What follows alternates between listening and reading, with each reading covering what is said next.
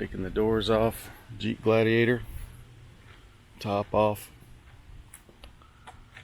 Didn't make a video on taking it off, gonna make a video on putting it back on. Just do it in reverse. First thing's taking the Velcro straps off, holds the seat belt down so it doesn't flap in the wind. And I just put them on the back of the seat for storage. So I'm going to do that. I'll be right back. Here's the other one, some extra Velcro. Never know when you might need that. Just hook some in here. There's the storage that locks with the seat. And for tools, highly recommend this right angle adapter. Keeps you from scuffing your doors, and a cordless drill. These are CMM mirrors, Carolina Metal Masters. They are pricey but well worth it. The only mirror I've found that doesn't move, vibrate, or tear up your plastic insert for your doors. So highly recommend those. So take those off. Then I remove these door hinge screws one at a time when I put the doors on.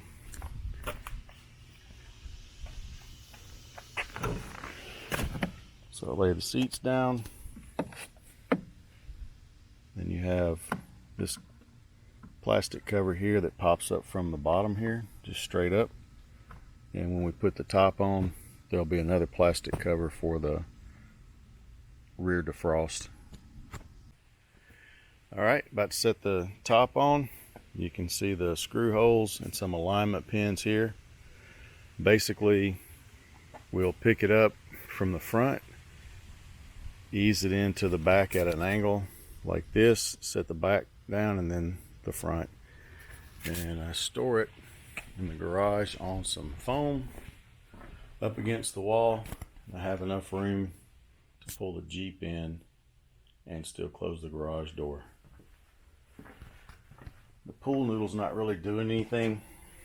It's just for extra support in case something happens. You can see the foam under there though. There's the alignment pins. Here's the cover that comes off, and the newer ones have an arrow showing you how to take these off. When I originally bought the Jeep, it didn't have an arrow showing you how to take this thing off, so I broke it. Had to order another one. But this arrow, you pull this in this direction, so you pop it down like this. Here it is with the top on but not bolted in. You'll see some bolts across the back here. Here's the cover, taking that off. Then you need a small screwdriver here, or if you're careful, you can use this cover, it pops right up. There's the plug for the rear window defrost. So you have those across the back bolts, and you also have one up here, right in there.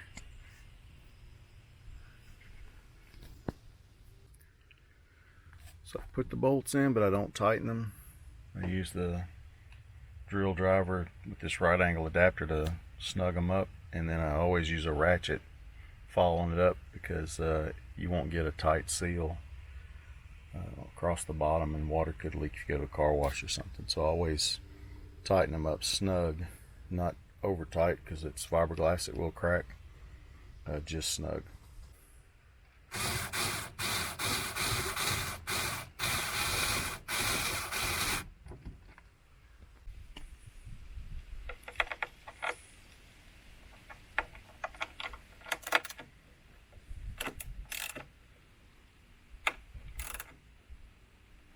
Snug that up.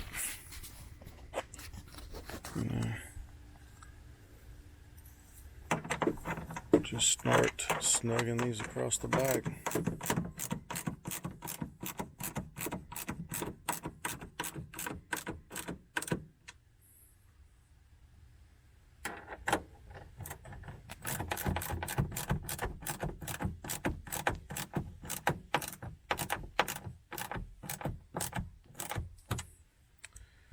And just continue on across. Alright, so the top is on, the back, the freedom panels will go in next or last. Your preference doesn't really matter. I like to do them last. So we'll do the doors, no particular order. I go ahead and remove these side covers here, which these you pull forward. Let them hang. This is where the connectors are to connect the power windows and power mirrors. Here's the driver's door. I always roll the window down before you take them off. Fold the mirror in. I grip it with one hand here and then come through the window on the other side here.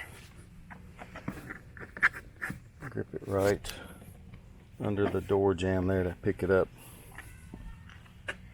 And I just set it down in the hinges.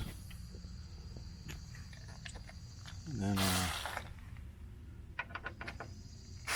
take this bolt out.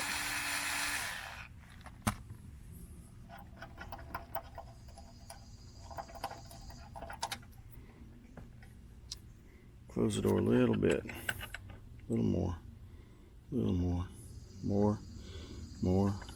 more, right there.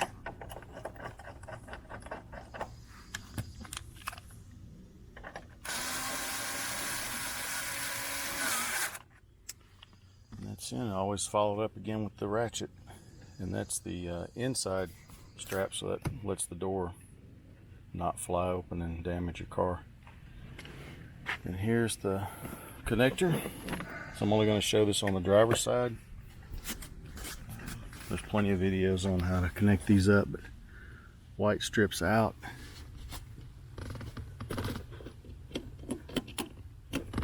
Push it up in, fold this down, and then push this red tab up or down to lock it in.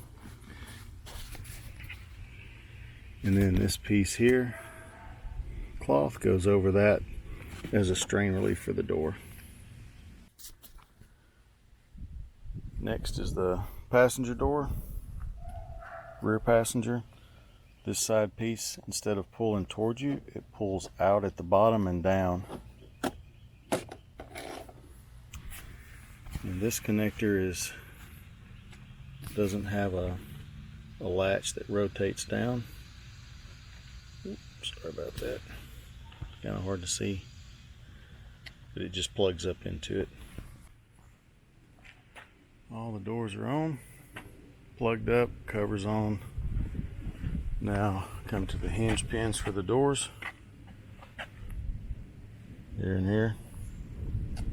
I just leave the door cracked open, and I go around and I start all of these screws in just a few turns like that. So I'll go around and do all that. Then I'll take that right angle adapter bit and drill driver and cinch them up and follow it up with a ratchet.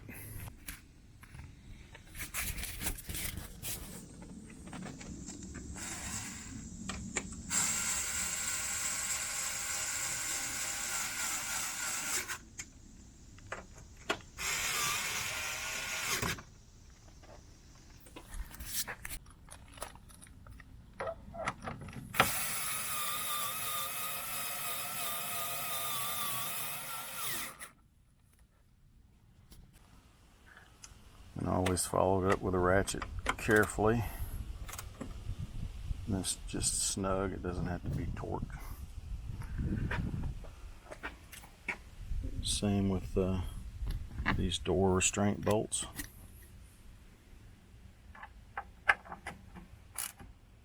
just snug.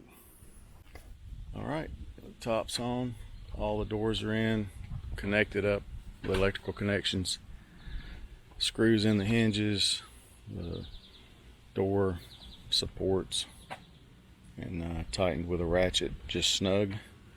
So it's time for the freedom panels, which I'm not gonna video. It's pretty easy to do, and there's plenty of videos out there with that on it. So one thing I forgot to mention, if you do plan on taking your doors off, I would highly recommend waxing in here with a good wax all along your door jambs, because it's going to get dirty, and use a good wax and the dirt will come right off. I use FW1. It's a cleaning wax.